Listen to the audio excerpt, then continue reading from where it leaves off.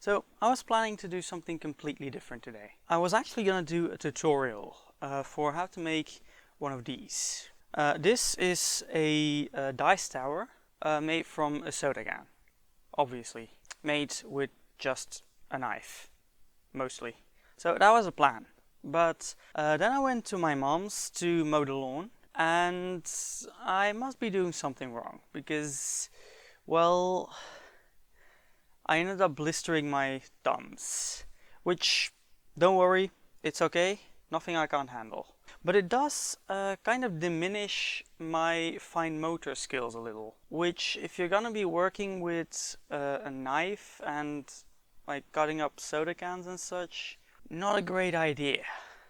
So for today I decided to do something else. So let's do that something else. Hello there, I'm Simon, welcome to my channel. And welcome back to another episode of Show and Tell. It's been a while, but we're back. And today I'm gonna be showing you part 2 of my library. You may remember a while ago when I made about an hour-long video showing you pretty much all the books in here. And I also said there was more. Today is more. So here we are, the rest of my library that I have here at the moment. Let's actually start with the books I have here. So I keep rearranging my bookshelves, and that means that a couple of books that you've already seen in the last episode you may actually see again today because I moved them. It also means that in the shelves that you've already seen there are a couple of books that you haven't seen before. So let's start with that. First book is one I got very recently, is I Segreti di Roma. It's a collection of stories in Rome, in Italian. Main reason I bought this is because, well, I'm learning Italian and I'm getting to a point where I feel I want to read something in Italian. And so a collection of short stories about Rome is pretty much perfect for this. So that's why I got this. I haven't read it yet, don't know if it's any good, don't even know if I can do it, but we'll see. Then we get to a collection of 3 books with pretty much the same premise, except, well, differently. 24 Hours in Ancient Egypt, 24 Hours in Ancient Rome, and 24 Hours in Ancient Athens. 3 books about the daily life in ancient cities, in ancient cultures. Obviously I'm gonna be interested in that. You'll notice that these are all a different edition. I got 2 in English and I got 2 soft covers. So basically, even though these are all the same series, one series, none of them are exactly the same edition, which is a bit of a shame, also kind of funny. And then we get to this. The Dungeons and Dragons core manual set. This thing is heavy. So these are the player's handbook, the Dungeon Master's Guide, and the Monster Manual. And it comes with a nice Dungeon Master screen. So I got into Dungeons and Dragons, I've talked about this before, and I absolutely love it. So I realized it was kind of inevitable for me to go play more, a lot more, and eventually get into DMing. And I realized that to do that, I would have to learn the rules properly. I would have to do a lot of reading of these books. Moving on, let's start here. The first book in this shelf is also D&D related. This is Tasha's Cauldron of Everything. This is an add-on book. It adds stuff for you to make more interesting characters with, to do more interesting stuff in your games. I haven't really read through this yet. I'm planning to read the kit first, so I can't really say exactly what's in this. Yeah, I'm pretty sure it's good stuff. These are a bunch of books that have to do with studying and research and stuff. Most of these are left over from when I was a student at university. This one's actually from what I did after history, from the library course. So this is about organizing your information and such. It's pretty much the only handbook we had to buy, so of course I'm gonna keep it. This is a step-by-step plan for how to do research. Obviously gonna keep that.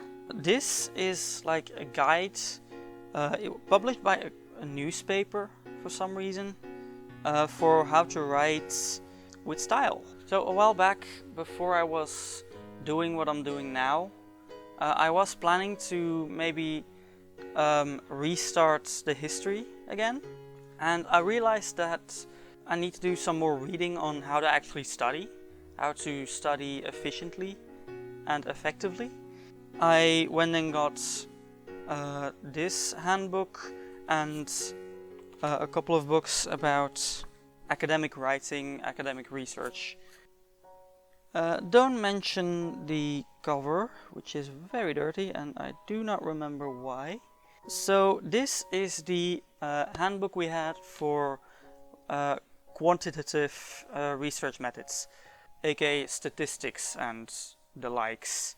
Wasn't super good at it, but I'm keeping it anyway. I guess for that exact reason. Daily life in the Middle Ages.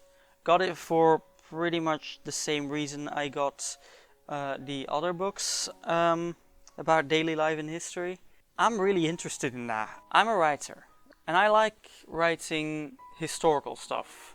So there's a good chance that I'll be writing something in one of these settings. And if I'm gonna do that, I want to get it right, or as right as I can. So that's why I got this. This one I got secondhand. Universities in the Middle Ages. I had an idea for a story that takes place in the Middle Ages at the University of Leuven. This is a history of North America. This is a collection of poetry about a guy called Tel Eulenspiegel, who is like a figure from folklore. Someone like Robin Hood, Paul Bunyan maybe. People like that are on the same level. He's nothing like them, but like as far as folklore goes, you get the idea. That brings us to these two books. These are The True Path of the Ninja, aka the Shoninki, and The Book of Ninja, aka the Bansen Shukai. Both of these are by Anthony Cummins and his translator Yoshie Minami. Anthony is pretty much the expert, as far as I know, when it comes to ninja. I'm talking historical ninja. Basically, ninja were real. Just don't imagine the movie versions. Yeah, if you want to know what the ninja actually did, what they could actually do, these books I imagine are the best for it.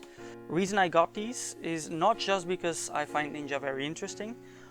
Also, I'm very much planning to do a video about historical ninja. This is a book about world mythology. You may have guessed from the Pantheon series that I really like mythology. I'm a big fan of like folklore, mythology, legends from all over the world really. The Italian Journey by Goethe, that guy. Johann Wolfgang von Goethe, or Goethe, whatever. He was a philosopher, I believe, from the 1700s. And, well, he made a journey through Italy. I don't know too much about this book. I got this when I graduated the library course. I still have to read it, but yeah, it should be very interesting. This is getting ripped to pieces. That's how old this is. I think this actually dates back from when my mom was a child. Anyway, this is a novel about a witch and an archaeologist by a guy called Hubert Lampeau. Magical realism. this is called. So it's realistic, but with magic in it. And apparently it's really interesting. I also still have to read this. Probably won't be for anytime soon. I have to be careful putting this back because, well, it's getting ripped to pieces already and I don't want to make it worse. This is one of the Kiyoshi novels. If you missed that, there are two novels by someone called F.C. Ye. I'm probably mispronouncing that. About the times of Avatar Kiyoshi. There are now two novels about her. This is actually the second one. The first one is still on the way. I was kinda hoping it might arrive today, but it hasn't yet, so here we are. So yeah, I can't read this before I read the other one. So for now, this is just here. I'm hoping this won't be an hour as well. This is the first of the Discworld novels by Terry Pratchett. From what I've heard, these are really awesome and really good world building apparently. I actually wanted to ask like which one should I buy first? Which one should I read first to start with? But yeah, I ended up just getting the first one because this was the first to be published. There was no Discworld before this, so it should be as good as any to get a good idea of what it is, right? These are two novels, historical novels about like popes, politics, take place in like 1600s, 1700s, and apparently I think there's still at least one more of this series. Yeah, from what I'm seeing, it's very much a series that I should read. It's very much for me.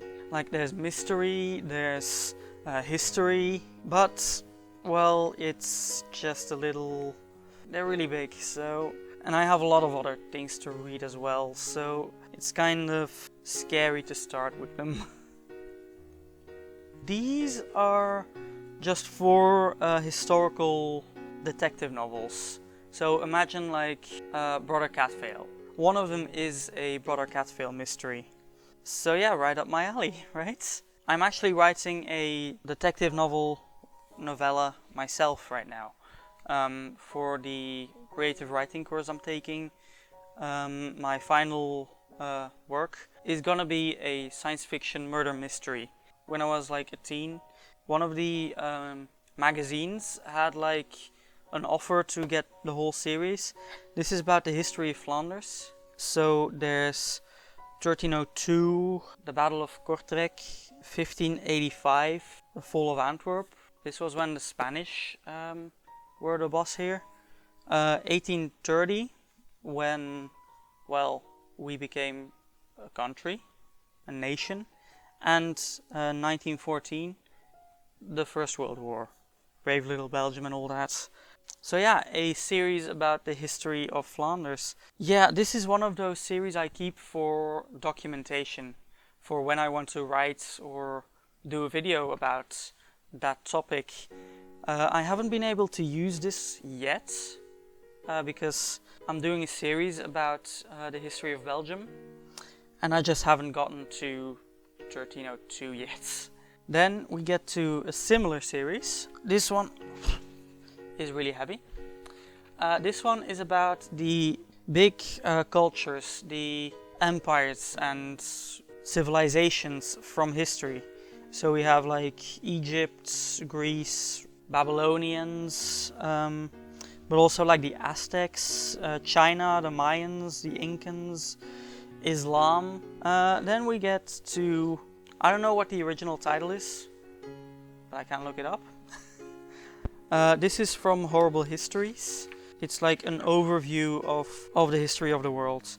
Original title is Horrible Histories, the Wicked History of the World.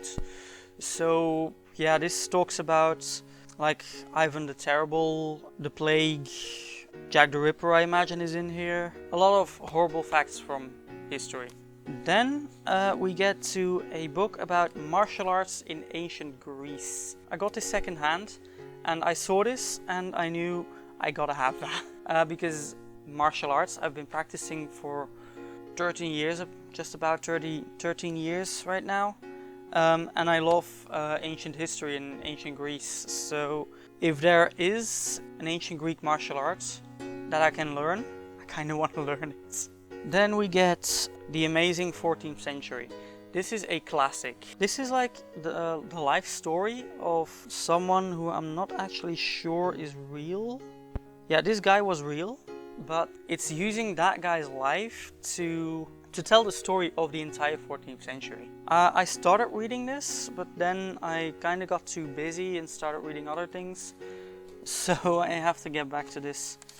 Here are again a couple of books that were handbooks from when I was a student. A World by Itself is a history of the British Isles. This is getting to know the medieval world. So it's an overview of medieval history, which I am using for the History of Belgium series now. Then the History of the Low Countries, which really this doesn't make any sense why I got it in English. I just kind of did. Low Countries, of course, being like Belgium, but also a bit of France, a bit of Germany, definitely like the Netherlands. Netherlands literally means Low Countries. From a Eurocentric, northern-oriented map point of view, it doesn't really make sense to call it the Low Countries. This is a book about the historical two-unity of the Netherlands. So the division between like Belgium and the Netherlands. So about how and why we were separated and all that. A history of Flanders, because why not? Yeah, can't say a lot about this. It's a history of Flanders.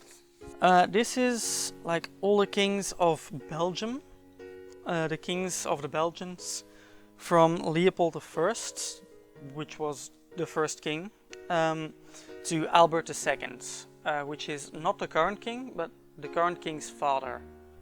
This was published before he became king. I always find this funny. We have had, at this point, we have had 7 kings. But when you look at like the UK, they've had, what, 55 monarchs. Goes to show how young we are as a country. This is a pretty recent book. I got it for my birthday from my grandparents. And this is about the Burgundians, which you will definitely see again in a future episodes of A History of Belgium. They were quite influential in Belgium. This is a book about the Gladiators, because I kind of find those very interesting. The more I'm looking into it, the more I realize that the idea that we are served through like media, like the movie Gladiator, that may not be entirely accurate. So I kind of want to know what's really happening here. A fatal thing happened on the way to the Forum, about murder in ancient Rome.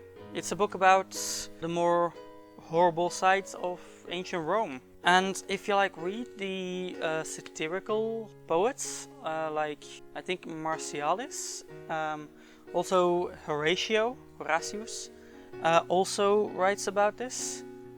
They mention like, yeah, we saw a body on the way to the Forum, big deal. Because apparently it really wasn't a big deal. This is not really a book. Well, it's not just a book. There is a book in here. But what it's really about is this. This is actually a, well, it's not a facsimile, but it's a replica of a deck of tarot cards that was made in, I believe, 1451 for the then Count of Milan. And then this is a book I think I also got for my birthday or Christmas actually, probably Christmas. This is a book about secret codes and numbers and such. Stuff like the Caesarian way of encrypting, the Polybius squares, stuff like that is probably in here. And that's this bit. Now I'm wondering, do I have time to do this? So that's it. Part 2 of my library. Well, for you that's it. For me, well, I still have to film all of that. Yeah, I'm filming all of this first because it's easier. Believe it or not, that is still not all. When I moved out of my mom's house, I already had a lot of books, and well, I had to choose which one I took. So there's still a bunch of boxes full of books. So prepare to see that at some point. But for now, this'll do. Time for the YouTube thing. So, you know the drill, peeps. Leave a comment if you like this. Let me know what you think of all these books, what your favorite book is. Also, if you like the video, click the like button or the dislike button if you didn't like it. If you like nerdiness, please go check out my channel if you haven't done so already. And if you like what you see, consider subscribing. When you do, please also ring the bell, because apparently that's important. Also, share the video. I'm sure you know some sort of bookworm that will be interested in seeing this. Please. And in the description box below, you can find my social pages. So yeah, thanks for watching.